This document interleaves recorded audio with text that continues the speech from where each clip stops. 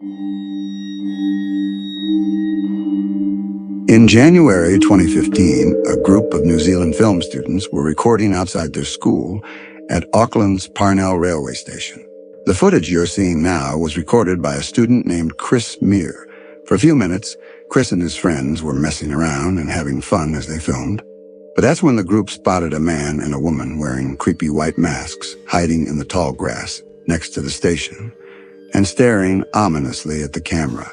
As it was later revealed, Chris and his bunnies first thought that the masked people were probably pranksters from the school trying to creep them out, which is why they can be heard laughing throughout the footage. However, the students later confessed that it was more so nervous laughter, and that they were actually pretty terrified during the encounter. Disturbingly, looking at the footage, they noticed that the couple appeared to be armed in some of the clips. It looks like one of them is holding a pistol. Where's the other one? Where's the other one? I don't see him as soon as the suspects got a little too close for comfort. The group ran back to the main road, after which they reportedly saw a police chopper approaching the area of the incident. It's not entirely clear who called the cops that day, but based on my research, this wasn't the first time the couple had harassed the public with their creepy masks and weapons. Earlier that week, they had terrorized a woman at Auckland's Domain Park, but left before the police were able to arrest them when the cops arrived at the train station. Chris and his friends gave them the report, after which the Auckland Police Department uploaded a Facebook post where they urged the suspects to come forward and warned civilians to stay far away from the masked couple. They saw them. They also cautioned that if they saw someone carrying what appeared to be a weapon, they had no way of knowing if the weapon was real or fake, and would be forced to approach the situation as if it were real shortly after that. And the suspects reportedly came forward to talk to the cops. Throughout the investigation, the authorities didn't release a whole lot of information to the public about who these people were, whether their weapons were real or what their intentions were. But one thing we know for sure is that this wasn't just an innocent prank. In fact, when a lot of people online started accusing the students of staging a prank just to get attention, a spokesperson from the school came forward to clarify that the masked suspects had nothing to do with the institute. According to an article from Vice, a police spokesperson later confirmed that the weapons were fake. But I wasn't able to find any official confirmation of this, and to this day, not a lot of people know who the suspects were, or why they were terrorizing the public for no reason, whatever the case. It's a good thing Chris and his friends were able to get away before things took a turn for the worse. Near the base of Mount Fuji in Japan lies a forest that's known among the locals as the Sea of Trees. Interestingly, the entire forest grew out of a 30-square km patch of hardened lava that was laid down by the last major eruption of Mount Fuji a little more disturbingly. Though over the years, the Sea of Trees has become known as a place where people go to take their own lives. And if you venture far enough into the forest, it's not uncommon at all to find a body near the entrance of the forest. A sign written in Japanese reads, "Quietly think once more about your parents, siblings, and children. Please don't suffer alone and first reach out." In July 2017, urban explorer and YouTuber Burbex ventured into the forest to see what he'd find, walking his viewers through his entire journey into the Sea of Trees. But even though the video starts out tame enough, just a few minutes into his exploration, the uploader comes across an abandoned bike, and that's when things get a little disturbing. I'm only a few meters away from the road right now, but I've already found an abandoned bike. It's actually a pretty nice bike. Let's take a look at it. I don't think it's been here a long time. What do we got in here? And let's pack it for a knife. I think I've just found some kind of note in the bag. It says 1211. I can't quite make out. I think this is somebody's name just here, and I'm not sure what this means on top of the bike. Burbex finds an empty piece of packaging for a kitchen knife, and a few minutes later he comes across the note written on a plastic bag. The note translates to 1211, verified Fujiyosha Police Station. Verified meaning it's likely evidence of someone who abandoned their stuff to take their own life in the forest, confirmed by the local police station. It's incredibly haunting to think how many lives have been lost in that forest over the years, and even more disturbing to think that any random passerby could easily find the body while exploring the terrain. Over the years, the Japanese government has implemented several measures such as placing security cameras near the entrance to track those who walk inside, as well as training volunteers to talk to the visitors who are thinking of taking their lives. Still, this hasn't stopped people from following through it. And the fact that the media has really played a big part in sensationalizing the forest in recent years hasn't helped either. In early 2023, a man named David Meredith was taking his usual evening stroll through his neighborhood in Red Deer, Canada, when he suddenly saw a bull moose eating next to a tree, hoping to catch a better glimpse. He hid behind the tree to watch, and that's when the moose turned around and started charging at him. To understand how incredibly dangerous this is, keep in mind that an adult male moose can run faster than 35 miles per hour, which is almost twice as fast as the max speed for the average human male. Even though moose aren't generally aggressive, they can easily trample and kill a human if they feel threatened, which is probably what happens here, fearing for his life. David hoisted himself up the tree next to him to avoid getting stabbed by the moose's antlers.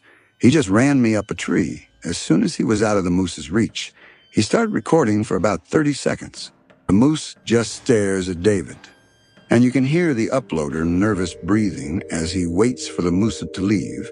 But shortly after, the moose starts charging back and forth with its head down, which is a clear sign that it's stressed and would probably le dévier if he were to come down or fall from the tree, based on what he mentioned to the news station that interviewed him. A couple of days later, David stayed in the tree for over 10 minutes, waiting for the moose to leave him alone. When asked how he climbed up the tree, he demonstrated how he pulled himself up by a flimsy-looking branch, which is honestly one of the most concerning parts of this whole situation. That branch breaks, and David would have been at the mercy of a very angry moose and might not have lived to tell the tale. Luckily, after seeing that David wasn't coming down, the moose finally gave up and ran off, thanks to which the uploader was able to come down safely after waiting it out for around an extra half hour. In February 2018, a man named Greg Harris uploaded a GoPro video of himself riding his ATV on an unnamed trail.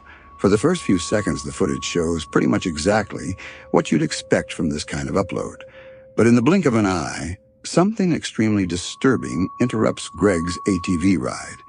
If you didn't catch it, someone had set up a metal wire between the two trees, which got caught in the uploader helmet and forced him to stop. It's pretty disturbing to think that if Greg hadn't been so lucky, he could have been decapitated by the wire. Fortunately, as mentioned in the video description, his speed, along with the wire hitting his helmet instead of his neck, caused it to break as he passed through it. It might seem shocking that anyone would even think of doing something as incredibly evil as setting up a lethal booby trap in the middle of an ATV trail, but sadly, it's actually pretty common in the dirt bike and ATV community. Sometimes these wires are set up by people trying to keep bikers off their property. Others are set up by psychos who get irritated by the noise and decide to use violence to fix the issue, and the rest are set up by people who are just messed up in the head and want to bring harm to others for no reason. In this case, it's impossible to tell who is responsible for setting up the trap. This is just one of those videos where, if the wire was set up just slightly lower, the accident could have easily been fatal. Luckily, he was able to walk away with minimal injuries, and he used his video as a way to warn others to watch out for these kinds of traps, especially when riding through trees. Back in the summer of 2014, a man named Chris was biking in the mountains near Fernie, British Columbia, when he suddenly noticed what appeared to be an animal approaching him in the tall grass. Immediately, he realized it was a mountain lion, and that's when he started recording. I don't know if you can see it, but there's a mountain lion. He's crouching in the grass. He's actually coming towards me. At first, it's kind of hard to see where exactly the animal is, but as Chris walks towards the trail, you can see an emerging from the grass. Coming closer, that is a mountain lion, and he's stalking me. Even though mountain lion sightings are rare, they have been known to attack people in certain situations. And let's just say, if you see one stalking you in the tall grass, slowly approaching as it stares you down, you can be pretty certain that you're in danger. About 2 minutes into the footage, the lion starts walking a little faster, and Chris does the one thing you never do with a mountain lion by turning his back and starting to run.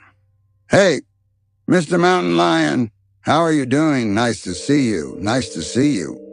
I am much bigger than you. Over the next couple of minutes, Chris tries to get the animal to go away, but it only walks around him and continues to stalk him, staring him down in the tall grass near the entrance to the woods. A couple of minutes later, the uploader manages to take a few steps toward the main trail back to his car, but he doesn't get too far before the mountain lion cuts him off again. "Stay back. Stay there. I'm not afraid of you." Fortunately, after a few moments of tension, the mountain lion turns around and disappears into the trees. Being in a position like that has to be downright terrifying, especially when you consider that the only reason the lion didn't attack was because it didn't want to, and had it felt more threatened, it easily could have done some serious damage. Thankfully, it was just a close call, and Chris was able to walk away from the terrifying encounter unharmed. In March 2019, a 5-year-old girl from Farron, New Jersey, was playing with her friends near a creek in a wooded area behind her home right off Route 208. This was an area the family knew very well, as they had been living there for 13 years, and the girl's father, Dave Kuroda, and his wife felt completely safe letting their kid play in the woods behind their house. But at some point during that particular afternoon, the girl came across a pile of clothing in the woods, after which she immediately ran back to tell her dad what she had found. Strangely, the clothes appeared to have been cut off a person's body, and there were suspicious red stains all over the tattered, shredded outfit. After confirming the bundle consisted only of woman's clothing, Dave called the Bergen County Sheriff's Office and reported the incident, feeling like it was just too out of the ordinary for a random pile of cut-up clothes to appear near the entrance of the woods, so close to his home. Even though this was the first time their daughter saw the clothes, it appeared they had been in the woods for several months, which explained some of the excessive wear and terror, but not the suspicious cuts and stains all over the outfit immediately. Fallon police started asking the public if they could identify the clothes, hoping that it was just a prank rather than something more sinister. Unfortunately, nobody came forward, and until the clothes can be linked to some sort of crime or to a victim, they can't be accepted for testing by the police department. To this day, the cops from the Fallon Police Department haven't been able to match the clothing to anyone in particular. And at this point, all we can do is hope that whoever those clothes belonged to did not come to the harrowing fate that the dark, reddish stains imply.